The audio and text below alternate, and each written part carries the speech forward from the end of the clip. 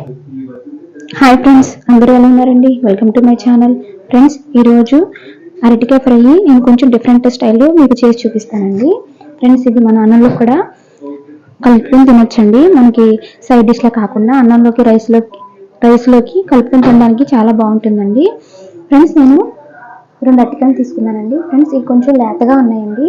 మీరు ముదురుగా ఉంటే కనుక మనం కుక్కర్ పెట్టుకునేటప్పుడు ఎన్ని విజిల్స్ వేయించాలో చెప్తానండి. ఫ్రెండ్స్, ఫస్ట్ నేను అరటికాయని శుభ్రంగా కడిగేసాను.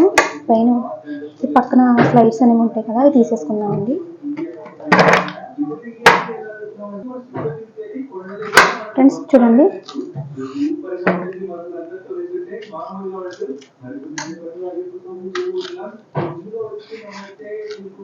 ఇవి తీసేసుకున్న తర్వాత ఫ్రెండ్స్, ఒక్కొక్క కాయని మనకి ఊరిని బట్టి కుదిరితే 2 భాగాలుగా లేకపోతే 3 భాగాలుగా చేసుకోవాలండి.